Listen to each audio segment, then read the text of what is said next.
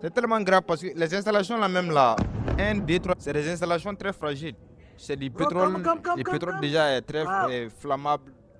Ça s'explose très vite. Two lunch. My God.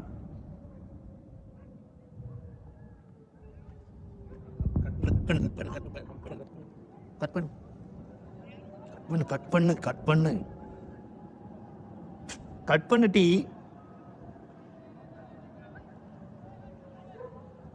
Bro there one more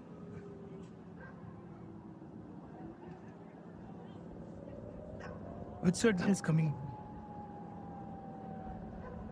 bro harbor it is landing harbor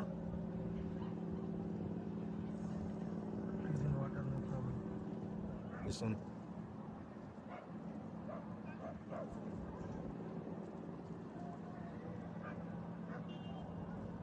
my God.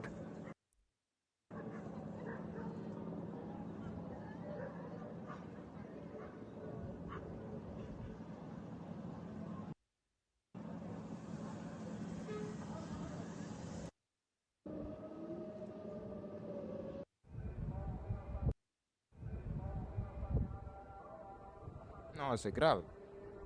C'est grave, c'est très grave ça.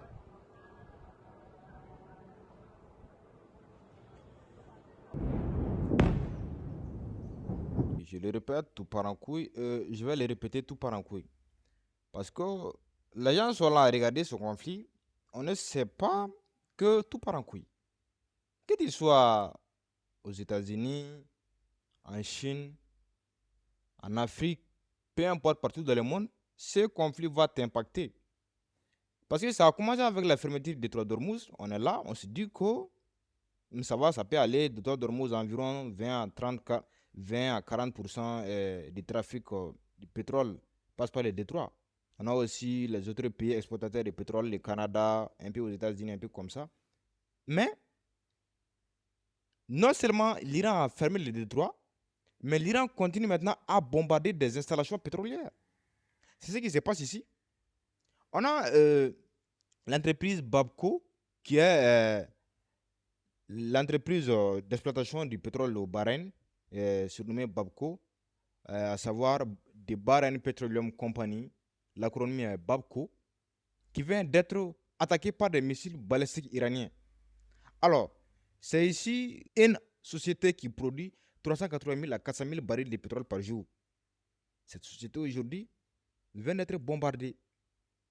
Et ils ont même annoncé que l'entreprise a annoncé qu'il va cesser l'exploitation et la production de pétrole. Très grave. Parce que l'Iran n'a plus rien à perdre. L'Iran s'est dit, j'ai perdu mon leader suprême. Les réels saoudiens ne vaut plus rien depuis longtemps. Si je suis dans la merde là, mes amis qui sont à côté aussi, je vais les mettre dans la merde. L'Iran, ça dit, c'est ça. L'Iran n'a plus rien à perdre. Ils n'ont plus rien à perdre. Et qui sait, vu qu'ils ont déjà commencé à attaquer tous les sites stratégiques du Moyen-Orient, qui sait s'ils vont encore oser attaquer encore d'autres installations pétrolières, comme la Saudi Aramco de l'Arabie Saoudite. C'est très grave, quoi. Ils sont dans une optique de... Il faut bombarder toutes les installations pétrolières du Moyen-Orient. Ils ont bombardé, bien sûr, l'entreprise Babco, qui est le principal producteur du pétrole au Bahreïn. Et en même temps, ils ont attaqué l'installation pétrolière de Haïfa, qui se trouve en Israël. On peut y réagir à ça ici, on peut voir.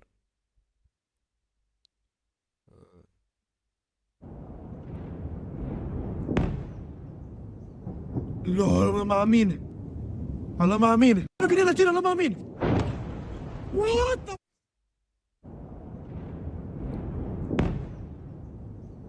Allah maamin. Allah maamin. Allah maamin. Iran has reportedly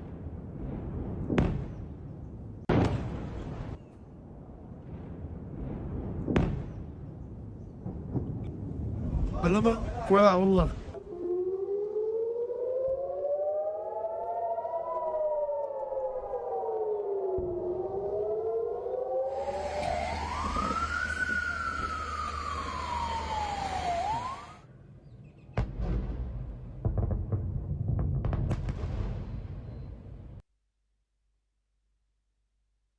de manière cynique, plus encore que les missiles et les drones, je pense.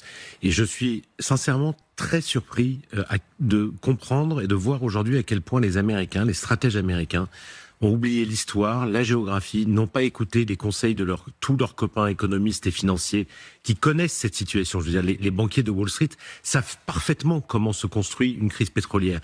C'est hallucinant de voir à quel point, au bout de 10 jours, comme si les Américains étaient surpris. On entend peu les Israéliens sur le sujet pour l'instant, mais les Américains, la déclaration générale parlait de la déclaration de Rubio, à quel point ils sont surpris par ce qui se passe. Enfin, je veux dire, le détroit d'Ormuz, il est connu comme le loup blanc par toutes les marines du monde. Tout le monde sait à quel point il est facile à bloquer et extrêmement difficile à débloquer sans prendre de risques. C'est-à-dire que là, vous parliez des missiles, mais c'est sans parler des vedettes, de toutes ces vedettes iraniennes que les Pasdaran ont préparées patiemment depuis des années, qui vont utiliser ces 1700 mètres de côte pour pouvoir aller frapper des bateaux. C'est quand même sidérant de se dire que les Américains, les stratèges américains ont oublié ces principes-là, ont oublié qu'une campagne militaire ne suffisait pas. Alors peut-être qu'ils n'ont pas imaginé la résilience du régime et le fait qu'il y aurait un nouvel ayatollah assez rapidement, un nouveau guide suprême, je veux dire, assez rapidement, mais c'est plus qu'une épine dans le pied des Américains et des Israéliens. C'est une deuxième.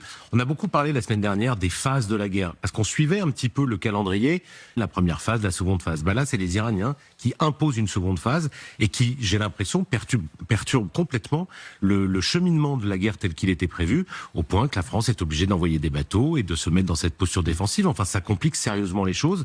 Et puis les pays du Golfe commencent à eux aussi paniquer. Les pays du Golfe, là, il y a des réactions aujourd'hui des pays du Golfe qui disent il faut que ça désescalade rapidement. Parce que les pays du Golfe, là, vous avez construit toute votre économie sur ce qu'on appelle la production du pétrole. Maintenant, vous essayez de vous orienter dans ce qu'on appelle le tourisme. Maintenant, l'Iran se trouve aujourd'hui à bombarder les sites touristiques et en même temps à bombarder les installations pétrolières et enfin fermer le détroit d'Ormuz.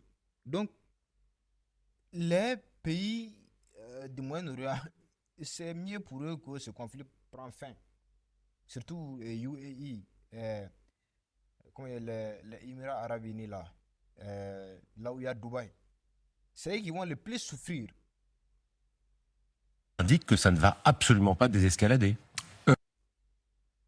Non, c'est ça, il n'y a pas de doute, c'est clair. Et je tenais aussi à vous faire voir aussi cette vidéo parce que généralement les médias occidentaux ils ne vont jamais nous faire voir toutes les vraies informations. Ça, c'est une publication des chaînes chinoises. On va voir l'état de Tel Aviv. اوكي كل شيء